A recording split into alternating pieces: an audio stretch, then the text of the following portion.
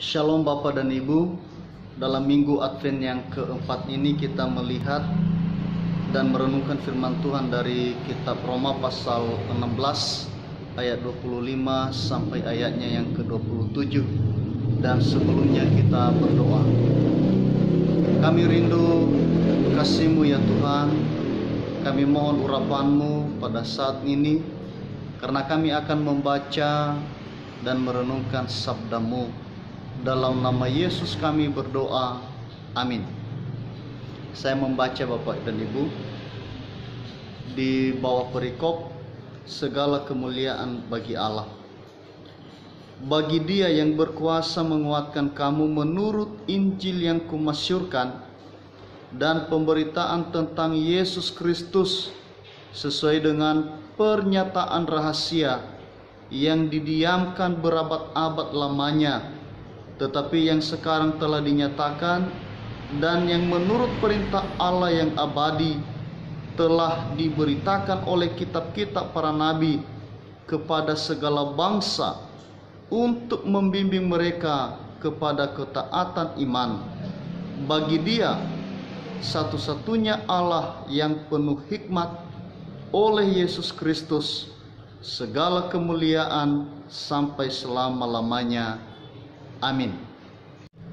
Bapak dan Ibu, yang menjadi tema renungan kita kali ini adalah kerajaan Mesias yang kokoh selama-lamanya. Bapak dan Ibu, firman Tuhan ini berisi tentang doksologi. Apa artinya doksologi? Yaitu firman Allah yang menguraikan tentang kemuliaan Allah. Memang nats ini adalah bagian penutup atau bagian akhir daripada kitab Roma, tetapi justru merupakan sebuah klimaks atau tujuan akhir dari keseluruhan apa yang diberitakan oleh Rasul Paulus, yaitu supaya semua orang memuliakan Allah. Supaya semua orang memuliakan Allah dalam segala tindakan, dalam segala perkataan, dalam segala perbuatan, dalam segala pekerjaan, hendaknya bermuara kepada kemuliaan dan kemasyhuran nama Allah. Mengapa Bapak dan Ibu yang dikasihi Tuhan? Nah, di dalam firman Tuhan yang kita baca hari ini dikemukakan ada dua alasan yang utama. Pertama adalah karena Allah adalah pemilik Injil, dan di dalam Injil ada jaminan keselamatan kita. Tentu kita sudah mengetahui bahwa Injil merupakan karya keselamatan kita yang telah dikerjakan Allah di dalam diri Tuhan kita Yesus Kristus. Injil adalah kekuatan Allah yang menyelamatkan dunia. Injil adalah kekuatan Allah yang menyelamatkan manusia. Tanpa Injil sudah pasti kita semua binasa karena dosa-dosa kita, Bapak dan Ibu.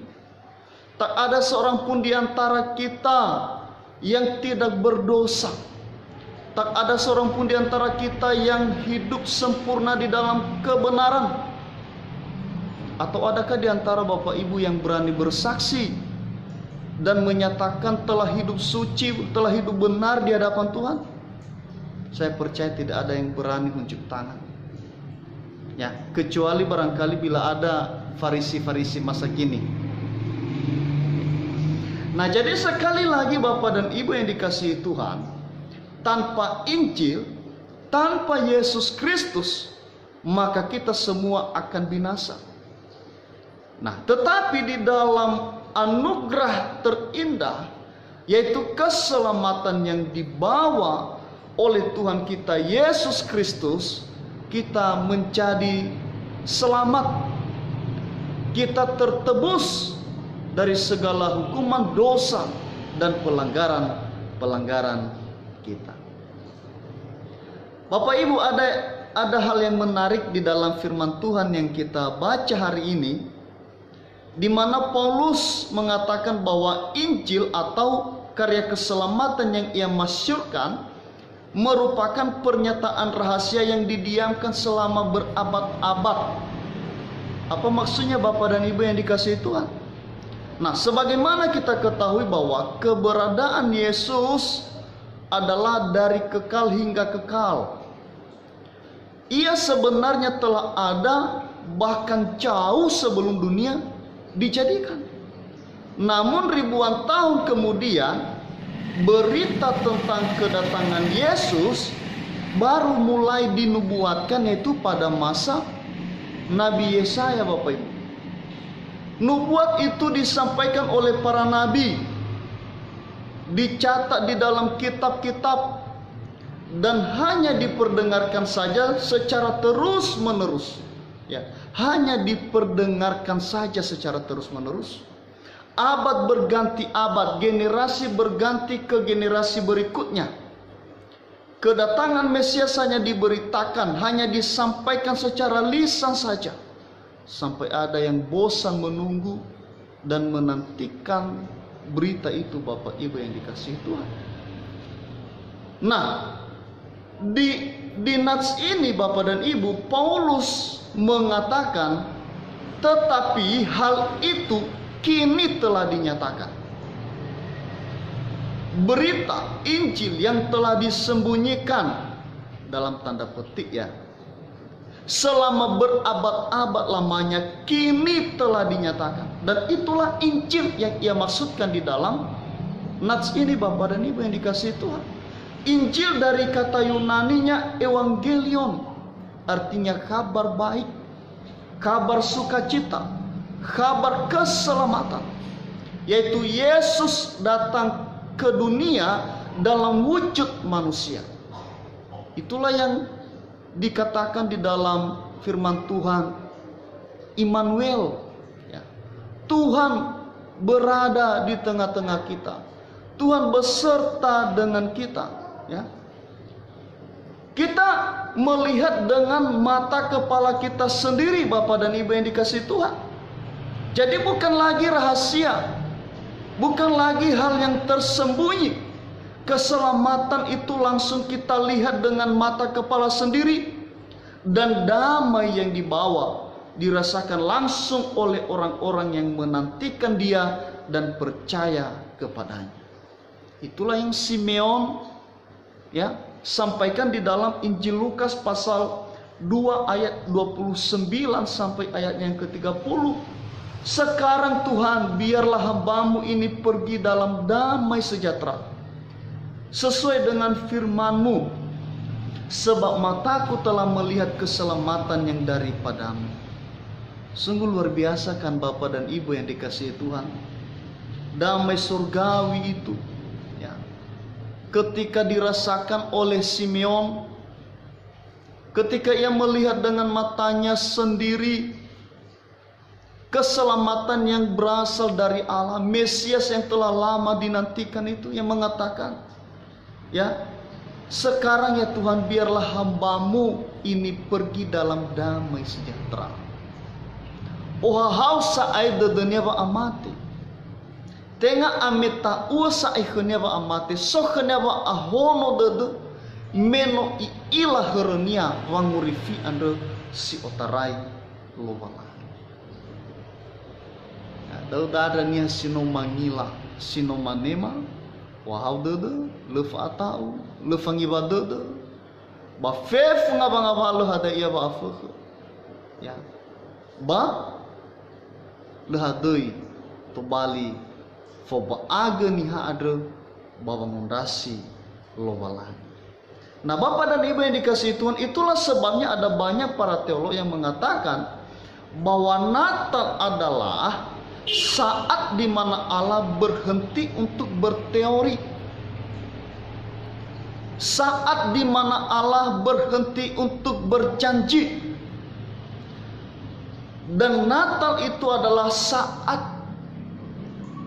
di mana Allah mau mempraktekkan perkataan-perkataan. Natal adalah saat di mana Allah mau ya menggenapi janjinya, menggenapi perkataan-perkataannya, menggenapi nubuat-nubuatnya yang telah diberitakan oleh para rasul atau para nabi. Nah, jadi itulah yang dimaksudkan oleh Paulus di dalam nats ini. Injil yang telah didiamkan berabad-abad lamanya kini telah dinyatakan. Ya, saya teringat dengan pelajaran waktu di SD atau SMP Bapak dan Ibu. Ya, ketika seorang guru menjelaskan misalnya ya tentang air, ya, dijelaskan bisa ya nifoto ini dan bagaimana sifatnya, bagaimana wujudnya, ya bisa dikatakan dengan kata yang lain, ya, ya lah sebut ya dengan kata yang lain ini dan ya hidrogen bisa disingkat dengan H2O, ya. Baheko bisa malala babo jelaskannya iya Bapak dan Ibu. Eko bisa malala babo nura-nura ya iya bagarate. Kita pakai tinta emas, tinta merah dengan berbagai warna. Ya tetapi itu hanya sebatas lisan. Hanya sebatas berita. Tetapi sesungguhnya bisa rasoni dan adalah diterasakan. Kalau hanya sebatas diberitakan Bapak dan Ibu. Abenapa tola tarasoi ni dan tahale mako tahale nidana bata fataula bata badu avena tarasoi hewisa iya khasiatnya nidanuda. Dan seperti itulah Natal Bapak dan Ibu yang dikasihi Tuhan. Seperti itulah yang disampaikan oleh Rasul Paulus di dalam nats firman Tuhan hari ini. Injil itu dulu hanya sebatas teori, tetapi sekarang ini telah dinyatakan Bapak dan Ibu yang dikasihi Tuhan. Nah, jadi apa yang menjadi pokok renungan kita dari bagian ini Bapak dan Ibu yang dikasihi Tuhan? Ya, bahwa janji-janji Allah itu pasti akan digenapi. Tidak ada satupun firman Tuhan yang tidak akan digenapi. Deniwania le abu asabaniti daromali lowala. Maka dengan itu Injil itu, nubuat itu, firman Tuhan terima dan percayailah dengan sungguh-sungguh. Khotbah minggu lalu Bapak dan Ibu yang dikasihi Tuhan, ya, salah satu di situ dikatakan jangan anggap rendah nubuat-nubuat. Dengarkan, renungkan dan lakukan. Nubuat-nubuat firman Tuhan itu pasti akan digenapi Bapak dan Ibu yang dikasihi Tuhan. Lama atau tidak pasti akan digenapi oleh Tuhan. Maka setiap orang yang mendengar nubuat itu hendaknya mengimani dan hidup di dalamnya. Ya, jangan seperti orang Sodom dan Gomora. Ya, berulang kali Bapak dan Ibu, Lot menyerukan supaya mereka hidup di dalam pertobatan, tetapi mereka menolak. Jangan seperti orang-orang di zaman Nuh. Nuh menyerukan pertobatan, tetapi mereka malah mengolok-olok, malah menghina Nabi Nuh. Tetapi Bapak dan Ibu yang dikasihi Tuhan, hendaknya kita seperti orang-orang di Niniwe itu. Setelah diberitakan, dinubuatkan bahwa 40 hari lagi maka Niniwe akan dibinasakan oleh Tuhan. Mendengar hal itu, orang-orang Niniwe menjadi takut, percaya akan nubuat itu. Lalu mereka menyikapinya dengan pertobatan yang sungguh-sungguh. Dan apa yang terjadi Bapak dan Ibu yang dikasihi Tuhan? Murka Allah tidak jadi di atas mereka. Nubuat-nubuat di dalam firman Tuhan Bapak dan Ibu yang dikasihi Tuhan pasti akan tergenapi oleh Tuhan. Alasan yang kedua mengapa kita harus memuliakan Allah. Sebab Allah adalah Maha Kuasa. Ia berkuasa menguatkan kita Bapak dan Ibu yang dikasihi Tuhan.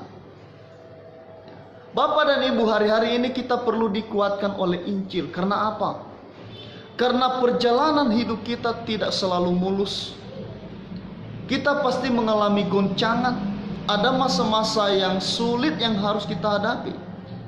Pandemik COVID-19 ini merupakan salah satu fakta yang menyadarkan kita bahwa hidup kita seperti perahu di tengah samudra.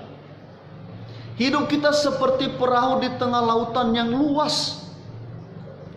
Karena gelombang yang tidak pernah berhenti, maka kita oleng kiri, oleng ke kanan, kadang maju mundur. Dan kalau besar gelombangnya, bisa perahu itu akan hanyut di dalamnya. Dan Bapak Ibu yang dikasihi Tuhan, kita tidak punya kekuatan apa-apa untuk menghentikan gelombang laut itu. Kita tidak punya kuasa untuk menghentikan badai. Tetapi hanya dengan satu syarat, Bapak Ibu yang dikasihi Tuhan. Ubahlah perahumu menjadi kapal. Mi coba mi fagi atau Bapak dan Ibu ni masih bahasa ayat. Hana ba itu dah ada abele emua abele terasa goncangan nia naso ia bagulinasi bermeno ide-ide ya, maka gofe bisa cara gelombang da bawo TV bawo lulu gaya, maka dia mengikutinya. Tetapi coba lihat kapal-kapal besar, kapal-kapal pesiar, misalnya kapal feri itu Bapak dan Ibu. Ya. Ada lemana ia wafana bisa hewa ay. Nah so dulu, nah bela-bela dulu ITV sisi kiri sisi kanan. Tetapi karena badannya besar, maka ia tetap tenang untuk berjalan. Bapak dan Ibu yang dikasihi Tuhan, menghadapi tantangan yang besar harus dengan kekuatan yang besar. Menghadapi pergumulan yang besar harus dengan iman yang besar.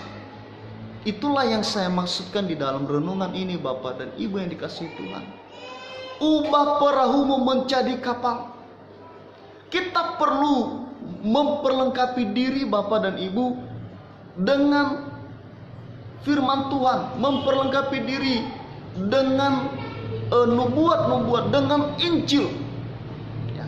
Karena apa Bapak dan Ibu yang dikasihi Tuhan? Orang yang besar imannya, ya, tidak mudah dikejutkan oleh berbagai goncangan yang ada di sekelilingnya. Itulah yang dikatakan oleh firman Tuhan pada hari ini. Injil itu, firman Tuhan itu mengokohkan jiwa-jiwa. Injil menguatkan orang Kristen agar dapat bertahan di tengah segala godaan dan ancaman yang mengelilingi. Maka dengan itu Bapak dan Ibu yang dikasihi Tuhan, jangan pernah tinggalkan Tuhan. Tuhan adalah sumber kekuatan kita. Tuhan adalah sumber sukacita kita. Sumber sukacita berasal dari Tuhan, bukan dari dunia ini Bapak dan Ibu. Dunia ini memberi sukacita yang sifatnya semu. Dunia ini memberikan kekuatan yang sifatnya sementara saja. Ya, hanya sementara. Bahkan menelurkan kegelisahan-kegelisahan. Kita butuh dikuatkan oleh sumber kekuatan yang sejati, yang tidak pernah berubah. Itulah yang dicatat di dalam ayat 25 bagian A. Ya. Injil berkuasa menguatkan kita. Kata menguatkan yang ia pakai dari kata Yunani adalah sterichtenai. Ini mengandung arti secara umum, yaitu membina atau mengarahkan. Mengapa kita harus dibina? Mengapa kita harus diarahkan Bapak dan Ibu yang dikasihi Tuhan? Karena kita ini lemah seperti domba. Silakan nanti dibaca di dalam Matius pasal 16, pasal 10 ayatnya yang ke-16. Kita ini lemah seperti domba. Sementara ya, halangan kita, musuh kita begitu buas dan jahat seperti serigala. Jadi kita hanya bisa mendapat jalan keluar dari setiap persoalan yang kita hadapi bila Tuhan mengarahkan kita. Dan itulah yang disaksikan oleh Daud di dalam Mazmur pasal 18 ayat 30. Ya, dengan Allahku aku berani melompati tembok. Dengan Allahku aku berani melompati tembok. Tembok adalah tantangan, musuh, ancaman, halangan, pergumulan, persoalan hidup. Ya, tetapi ia mampu melewatinya, ia mampu melompatinya. Karena apa? Karena dengan Allah beserta. Nah, Bapak dan Ibu yang dikasihi Tuhan, dari Mazmur yang kita baca, Mazmur pasal 18 ayat 30, di sini ada sebuah jaminan bahwa bersama Yesus ada pertolongan. Di dalam Yesus ada keselamatan. Konsep inilah Bapak dan Ibu yang kemudian dipegang erat oleh Paulus. Lalu ia berprinsip bahwa Injil yang telah menyelamatkannya harus terus ia beritakan, baik atau tidak baik keadaannya. Pikiran dan hati Paulus begitu penuh dengan Injil, sehingga ia pun tidak pernah melewatkan setiap kesempatan yang ada untuk memberitakannya kepada semua orang. Dan bukan hanya itu Bapak dan Ibu yang dikasihi Tuhan. Ya, Injil dan seluruh firman yang Paulus beritakan lalu ia praktekkan di dalam keseluruhan hidup, di mana ia sampai berani mengatakan bahwa seluruh isi dunia ini adalah sampah. Itu bisa nanti kita baca di dalam Filipi pasal 3 ayat 7 sampai 9. Ia berani mengatakan itu. Ya, semua keindahan di dunia ini adalah sampah. Supaya apa Bapak dan Ibu? Supaya ia memperoleh Kristus. Maksudnya supaya ia memperoleh Injil, supaya ia memperoleh keselamatan. Luar biasa kan Bapak Ibu? Bila syarat memperoleh Kristus, bila syarat memperoleh Injil, memperoleh keselamatan adalah menganggap sampah semua yang kita miliki. Sungguh luar biasa itu. Sungguh berat Bapak dan Ibu yang dikasihi Tuhan. Ya, tetapi bagi Paulus yang sudah memahami dengan benar, dengan dalam, secara utuh, maka ia siap meninggalkan semuanya. Ada dan iwa Paulo bana sokhegu, ya bana sokhmi balazo abanuha banuah. Nah, ira talifusan yang masih bakazu ayat Keriso. Di ayat 27 Paulus mengatakan, kemuliaan hanyalah kepada Yesus Kristus sampai selama-lamanya. Maka pokok pemberitaan harus berpusat kepada Kristus. Hati harus fokus untuk kebesaran nama Tuhan. Seperti yang dikatakan oleh Yohanes, ya, ia harus makin besar, tetapi aku harus makin kecil. Kita bisa baca di dalam Yohanes pasal 3 ayat 30. Maka jangan sekali-sekali kita tergoda untuk mencuri kemuliaan Allah. Ya, jangan ada di antara kita yang seperti Firaun. Ya, jangan ada di antara kita yang seperti Goliat. Jangan ada di antara kita yang seperti Nimrod. Jangan ada yang gila hormat. Jangan ada di antara kita yang mau dipuji-puji, yang mau dimuliakan. Ingat, ketika sudah mulai ada sifat seperti itu, maka sesungguhnya kemuliaan Allah sudah semakin berkurang di dalam diri kita. Maka hati-hati pada saat itu kita sebenarnya seolah-olah telah menggantikan posisi Tuhan. Ya, menggantikan posisi Tuhan terhadap sesama kita, Bapak dan Ibu. Ya, perlu kita ingat apa yang dikatakan oleh Ayub di dalam kitab Ayub pasal 7 ayat 7 dan 9. bahwa kita ini manusia ini hanyalah hanya sebuah hembusan nafas dan seperti awan lenyap yang melayang hilang.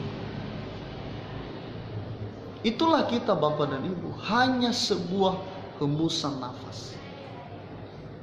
Bagaimana itu Bapak dan Ibu? Ya, coba bayangkan saja balon mainan anak-anak Bapak dan Ibu. Hanya sebentar saja Bapak dan Ibu, ketika balon itu dihembus, ya mungkin dipakai pada saat ada acara ulang tahun, ada acara pesta. Tetapi coba setelah angin yang ada di dalamnya itu menjadi hilang, ya balon itu pecah, maka tidak ada lagi gunanya selain daripada dibuang di tong sampah dan dibakar dengan sampah-sampah yang lain. Seperti itulah keadaan atau kondisi kita sebenarnya. Maka kita harus tahu diri dong. Ya, tahu diri bahwa yang disembah, yang dimuliakan di dalam hidup ini adalah hanya Tuhan saja. Ya. Bapak dan Ibu yang dikasihi Tuhan, ada yang saya lihat orang berubah menjadi sombong setelah ia telah banyak berkorban. Ada orang berubah menjadi sombong ketika ia melakukan banyak kebaikan bagi sesamanya. No pernah bertemu doa si sombong.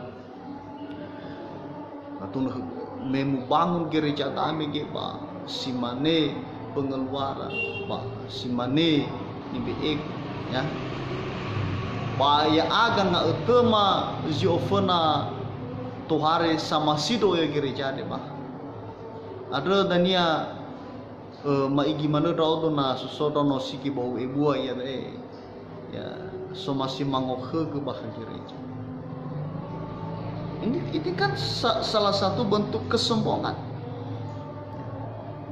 Itu sudah menjadi sifat mencuri kemuliaan Allah. Nah, Bapak dan Ibu, kita hari ini diingatkan, pujian dan segala hormat kemuliaan diberikan kepada Allah saja. Berilah pujian dengan sepenuh hati, dengan hati yang rindu mengasihinya, seperti tercatat di dalam Matius pasal 22 ayat 37. Kasihilah Tuhan Allahmu dengan segenap hatimu. Dia adalah sang pengendali hidup kita. Dia harus yang utama dan terutama di dalam hidup kita. Ya, dalam hatiku dan hati saudara posisinya jangan pernah bertukar ke nomor berikutnya. Dia adalah yang utama, yang terutama. Ya. Nah, Bapak dan Ibu yang dikasihi Tuhan, tentu kita sudah tahu bahwa mengasihi Allah, memuliakan Allah bukanlah hal yang sia-sia, ya, tetapi sesuatu hal yang sangat menentukan di dalam kehidupan kita. Sebab Allah itu setia, kasihnya tidak pernah berubah dari sekarang sampai selama-lamanya. Demikianlah firman Tuhan. Tuhan Yesus memberkati. Shalom.